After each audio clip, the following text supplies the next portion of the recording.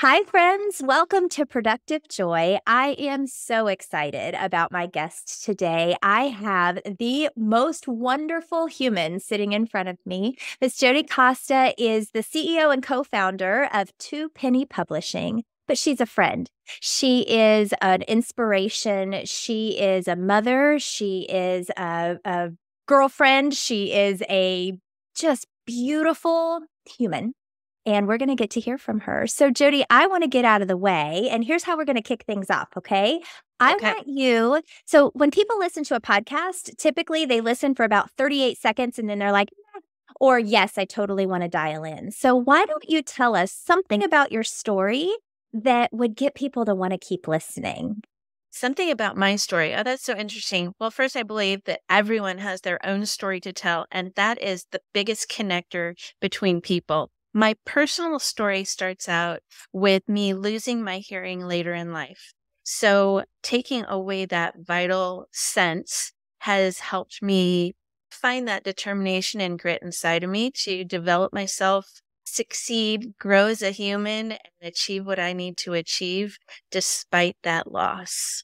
Wow. And Jodi, you do have such a story to tell that you chose to tell in your best-selling book, A Rocket Fuel for Your Kite. Show it to us. Oh my gosh, I love it.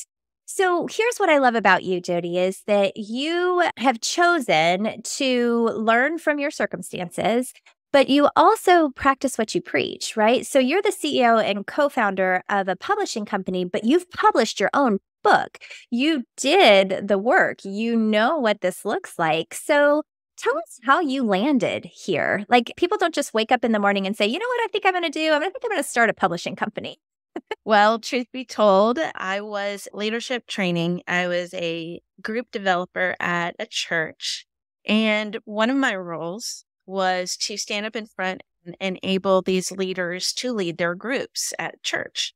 And I found myself slinking back more and more as my hearing was taking a nosedive. I didn't know what was going on really. I just knew that somebody in the back row I couldn't hear. And now pretty soon there's somebody practically right in front of me and I have no idea what they're saying and repeat themselves, huh, what? And that was throughout my entire world as I knew it. But most specifically, it was taking a hit with my career. So I didn't know how to lead if I didn't know how to hear. So at the same time, my business partner, Tom Goodlett, was writing some curriculum. And I'm like, this is really good stuff. I don't think this goes in a 3-ring binder. I think we should put it into a book. And he just lit up and said, oh my gosh, it's on my bucket list. I want to be a published author. And that was all it took. Forget standing up in front of people. I want to just bury myself in something that can help me feel useful. Because right now, not being able to do that job is making me feel like I have no purpose. So I figured out how to self-publish and I loved it. I didn't have to hear the computer. All I did was send off things to people and get feedback, and it was awesome. 3 books later, and we had a line of people asking us if we could do that for them. And that was the birth of Two Penny Publishing. I was one of those people.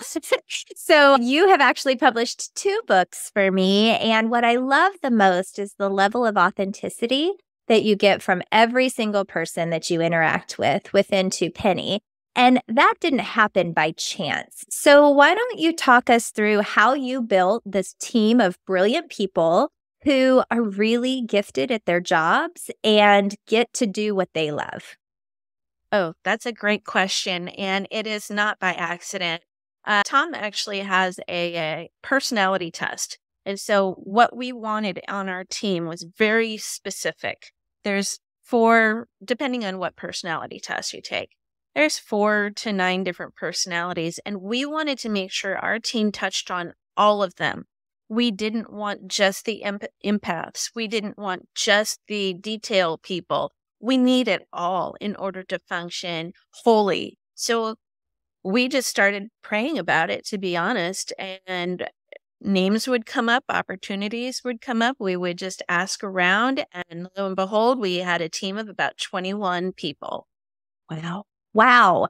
And those were people you already had in your network, you already knew, but you didn't Yep. know that they were great at this particular thing until it all came out in the wash. something I talk about a lot is knowing your people. And that's what looks like fun at work, right? So if we're going to define fun, it doesn't look the same for everyone. But one of the things that absolutely is true is that people feel valued and appreciated, that they have a voice and they know they're allowed to use it, and that their talents are being leveraged in the work so that they feel like they're contributing to the greater good. And you've done all of that, because I'm also happen to be an employee of yours who does some of that author coaching. And what I appreciate most about this space is that I get to do what I'm good at. And I don't think that's true in every work setting. And so what do you do when somebody has to do something and it's not necessarily in their skill set? How do you rearrange it? Because I know you did that with some of your own work too. Yes. Yes, absolutely. Well, the first thing is conversation. What don't you like? Put it back on the person that is uncomfortable. Say, what would help it become something you'd be better at? And if we can't come up with a way for that task to be fun, then let's find a solution. Can we have somebody else do it? Can we automate it? What are our options? But I think that the best way to do it is by that first conversation. Then it has worked out in a couple of instances that I've opened it up and given them the opportunity. We've looked at all of the options and they said, you know what? I'm actually the best one to do this task. And their mindset towards that task has been drastically and positively altered. So I love that. I love the thoughtfulness behind just ask people, right? We make so many assumptions in life, in business, and for what, right? What does that actually afford us? And the answer is nothing. It does not give us what we need nor what we want. So kudos to you for recognizing that it really is just about opening your mouth and asking. So I'm curious. The podcast is called Productive Joy. And when you hear productive joy, what comes to mind? How would you define productive joy? Well, I think no shade to the title, but joy is the action there.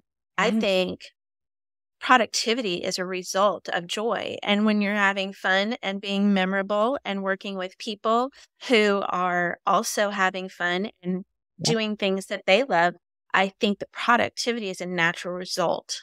Yeah. Oh, definitely. And you're right. We could flip that, couldn't we? Joyful productivity. I'll tell you why it's not, is because the word productivity was too hard to say.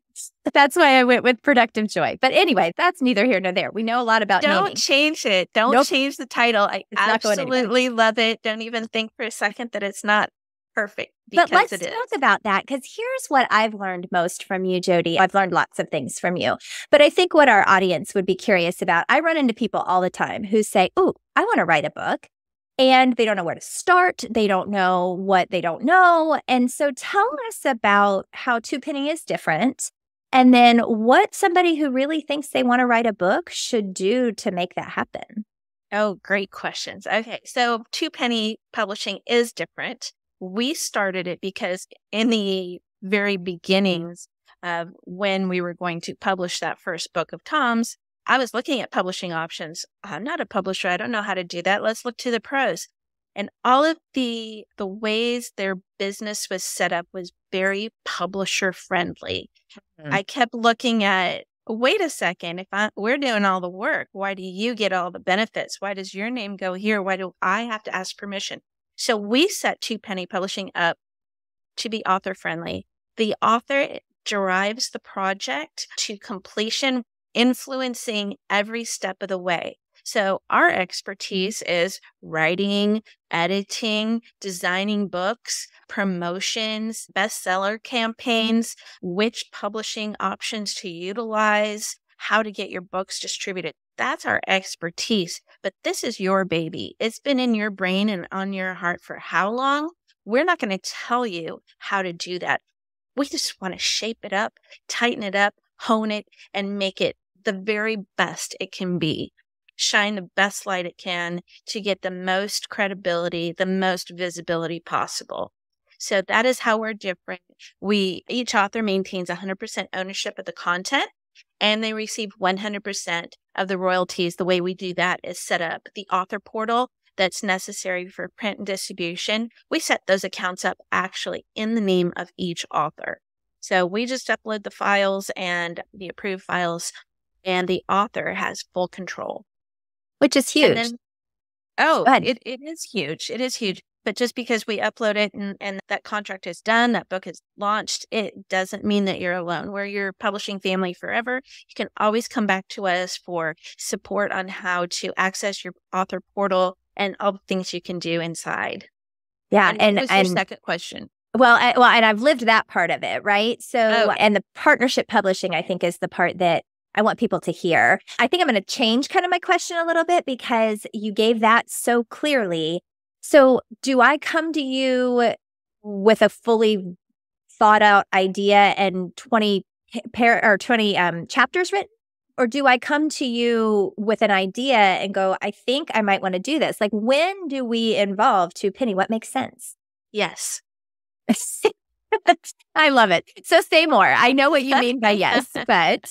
Yes. So we've had authors show up with a blank canvas of a manuscript, and we've had authors show up with a fully written, and they've even sent it off to editors, and they come to us with their baby and everything in between. Mostly in between is where most of our authors lie. They come to us with a partially written manuscript, and they're like, I can't get past chapter 2. I know I have a great idea. I don't know how to get it out.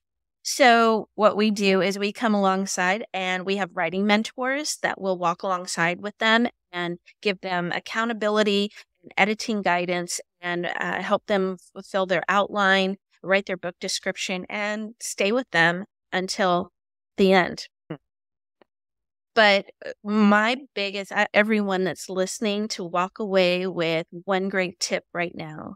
If you have a book on your heart, open up Google Docs, and I'll tell you why in a minute. Open up Google Docs and just start writing. Write.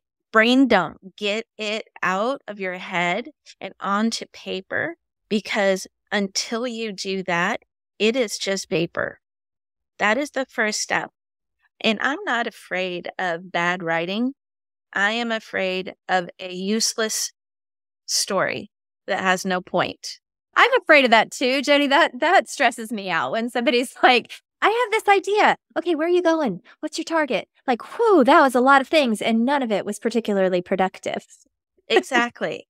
So I think your audience, Christy, Productive Joy, I think your audience has a story, has a message, has their experience, their perspective to share and help others. So, right. Yeah. So, right. Exactly. Pen to paper. So why Google Docs? Why do you prefer Google Docs? Thank you. Trailing back to that.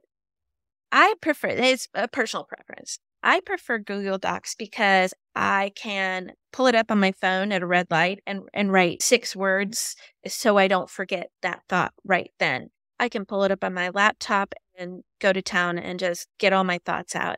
I can talk text into it, the whole thing, and access that same document no matter where I am.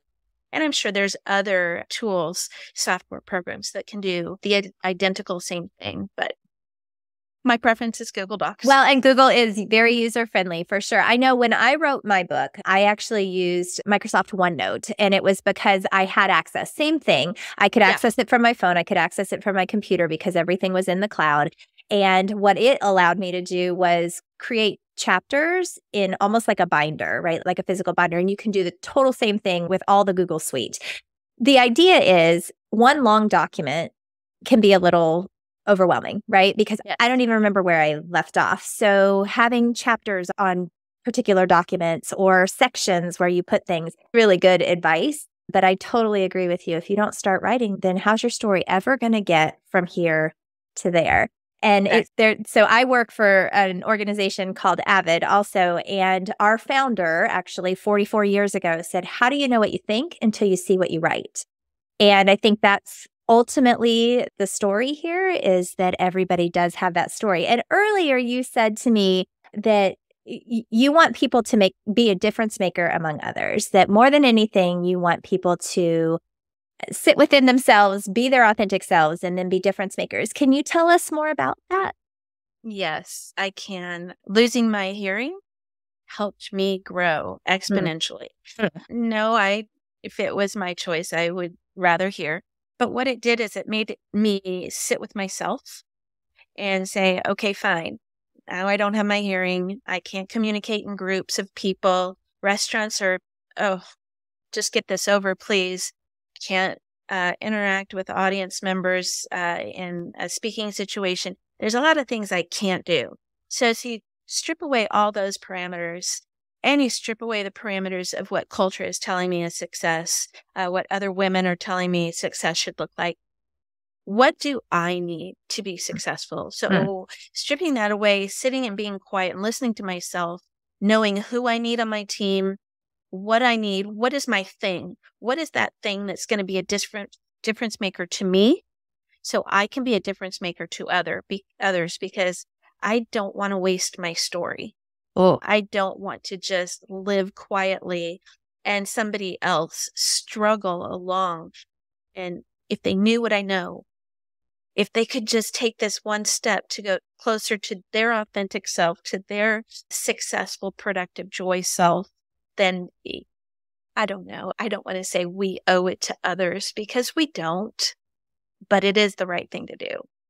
well, and why would we keep it to ourselves? We've learned a lot, right? I've learned lessons different from yours, but I need your lessons and you need mine. And it's kind of our moral imperative to share with each other. And I think the platform that you have created for people allows that. I know I've dealt with authors that told very unique and different stories, and yet every story needed to be told. And so I think, like I said, I run into a lot of people who say, "Ooh, I want to write a book. Ooh, I want to do that."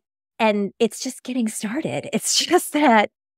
But you didn't just write a book. You also started a business. Like this is big kid stuff. This is a big deal. What's the biggest lesson you learned in starting a business that you did not anticipate? Wow, that's a great question. So I didn't anticipate the magnitude, the number of business professionals that would be coming my direction, so much smarter than me. And that's great. I love to surround myself with people that are much smarter than me. But I was blown away by the professionals that would come to me and say, I want to write a book to support my career. I want to write a book that takes me to the next level or supports my speaking engagements and so forth, and helping them structure from the ground up how to build a platform and then start writing the book and integrating what they want their audience to know so that it becomes a really valuable marketing tool. It's a part of their business. It's who they are and how they grow. So no matter if their new client or customer comes in through their website, they get sent to their book. If they read their book, then they get sent to their website to schedule that first session. No matter which entry point, it all leads to better clients, more clients, and growing their visibility and credibility. And that's exactly what it's done for me. I couldn't be more thankful. So you can see Learning Can Stick in the background over here if you're watching this on YouTube. But the thing that has been most fun, oh yes, that one is so my sweet friend Jodi came to me, gosh, it's been not quite a year, but maybe, I don't know, 7 or 8 months, and said, Christy, we have this idea about a tiny book, and do you think you could write one? And I remember thinking, what the heck is a tiny book? And you told me, okay, look for 10 to 15,000 words and tell your story. And what has been so cool about this little tiny book is it didn't take me that long to write, right? It really was the ideas that I already had in my head that I just was able to put into words. But what I've gotten out of it is this ability to hand somebody a snapshot of what I do and say, here, if you like the snapshot, I'm available. And it has opened so many doors. So talk to me about the tiny book. Has anybody else started this process? And what was your vision? Yes. Well, we renamed it. It's called a penny book. Well, and that makes so much more sense for Two Penny Publishing. Yes. Yeah. So we wrote a penny book about writing a penny book. And so you can actually email me at jodi@twopennypublishing.com and I'll mail this to you. And it walks you through all the benefits and how to write your own penny book for your business. So I give the example in here of a flooring company because I believe the the age of the trifold pamphlet is gone. Yeah, that part. So the penny book will help the flooring company easily spell out the problems solved for their clients and engaging them to consider their flooring needs through interaction with the penny book's content and questions. So if a flooring store was to write this, they would have checklists and places to measure and ideas about what materials they want, whether it's wood or carpet or anything. And once your reader starts interacting and filling out the lines in your penny book, whether they realize it or not, they're working with you. And it is the first step to leading them to know that they can't do this without you. So your penny book, your tiny book, Chrissy, is loaded with great information, but it's surface level. Yep. You make them aware of how much they need to work with you directly by filling out those questionnaires, and there's CTAs, the calls to action, all sorts of things loaded through the whole process. So think trifold pamphlet, bigger than a trifold pamphlet, more interactive than a website, but not the huge commitment of an entire book. So these cost very little to produce. You can keep, this is a 6x6. You have a 4x6. They can fit in your purse, your book bag, whatever, right next to your computer, and you just hand them out. And you hand them out to people that need to work with you, but they may not know it yet. That's exactly how I've used it too. And this one, so this particular size fits in a man's shirt pocket, I discovered, which is just kind of a fun fact. But what it has done, and what I think the listeners need to know, is that we all, like you said, have a story to tell. And we need to get that story out in a replicable way so that people not only hear it, but recognize, ooh, I see myself in that story. And I know that I am of value in that space. And one of the biggest lessons that Tom taught me, actually, so Tom's your co-founder, but he said to me, I need less Christy Kent and more Super McMullen. And this was when I was writing my book. Well, I had just finished writing a dissertation. So everything was a little dry, right? Like, because that's how I'd been taught to write. And what he meant by that, I had to ask. I was like, dude, I don't know what that means. He said, your superpower is your personality. And I don't see your personality in this book yet, but that's what people need, right? So I think what Two Penny does a beautiful job of is pulling people's superpowers out of them and getting them into print. And they do that in a lot of different ways, but I just can't plug this anymore because it has changed my life, honestly. I knew I wanted to write a book. That was the end of it. But what I didn't know until I experienced is I wanted a partner in that book writing, and I wanted somebody to take care of me, different from a publisher that you hear about where you pitch to them and then they say, okay, here's your deadline, go. This is a team effort. And one that I would highly recommend. But that's not all you do.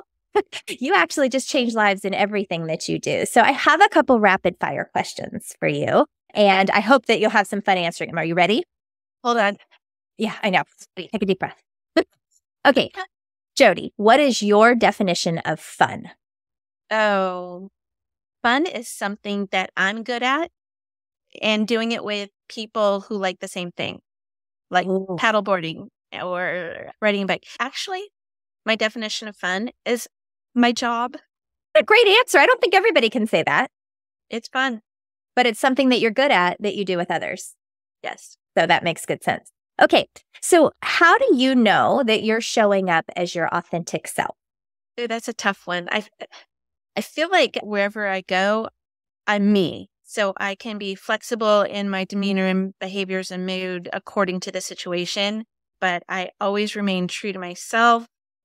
I think my younger years, I dabbled with kind of chasing the essence of who I really was. So I would change mindset, tone, actions, that kind of thing. But the older I get, I'm very settled in who I am. And not being me is more of a struggle than being myself. So I will be very uncomfortable and trip over myself trying to not be authentic. Yeah. Ugh, I couldn't agree more. And the older I get, the more I realize I am not capable of being anybody else. So why am I trying? Like, why am I trying to fit in somebody else's shoes? It's just not going to work. Right. Cinderella taught us that, right? Okay. So, how do you channel your best self on your worst days? Oh, my worst days. Oh, I just had a worst day last week. It was when it was really cloudy over here in Florida. I actually was wearing those dark clouds on the inside as well. I kind of shut down. I felt my feels. I sorted through them. I slept. I had a cup of tea. I think I slept some more. The next day, I was rested and had sorted through everything, put on my boxing gloves, and started tackling the issues. But the first thing was just kind of accept, realize, sort through. When you sort through the bad, you figure out what's really bad. So losing my hearing, that's really bad. Yeah. But has it been really bad? I'm still here. I'm on a podcast with you. So Crushing it. Ditto, my friend.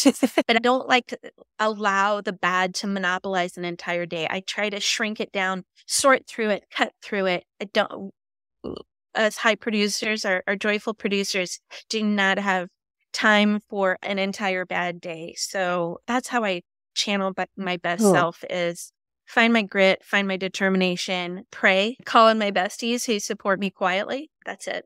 Oh, there's so much power in your words, Jodi. And I think you just gave people the best nugget you could give them in terms of live in it, be in it, own it, and then move on, right? Because I think what happens to a lot of folks that aren't able to push past it is they live in it, they own it, and then they live in it, and then they live in it some more, and they forget the whole, okay, we did that. Now it's time to move on. Yeah, definitely power in those words, which leads me to my final question, which maybe you go in this direction, maybe you don't. But what do you want people to remember about this podcast? Of all the brilliant things that you've said, what's the one thing that you want people to walk away with? 2 parts. First part, be silent and listen to yourself. What do you need? Block out all the culture, block out what the girl next to you is doing in her lane. Be quiet and still and be with yourself. What do you need?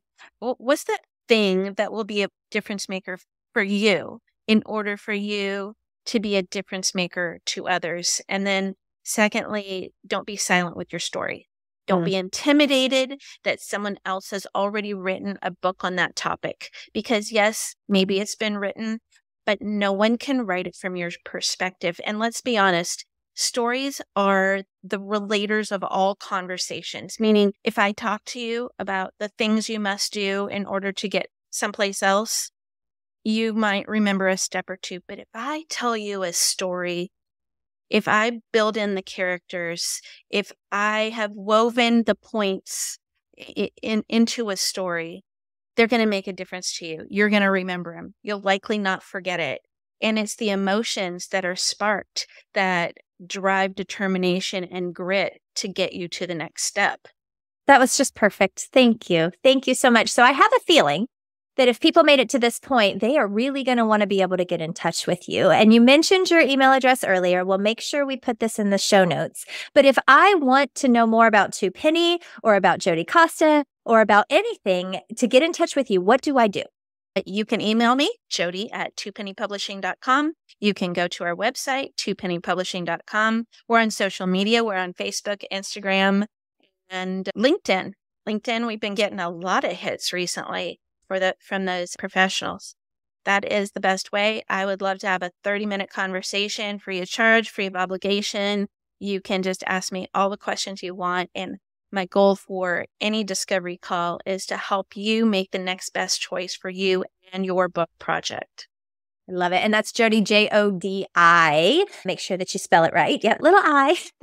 Jodi, thank you. Thank you for choosing to follow your passion, for creating productive joy for other people, for taking a risk and not letting circumstances steal your joy, but instead drive you towards brilliance, because a lot of people are really blessed because you chose to do that. So thank you for that.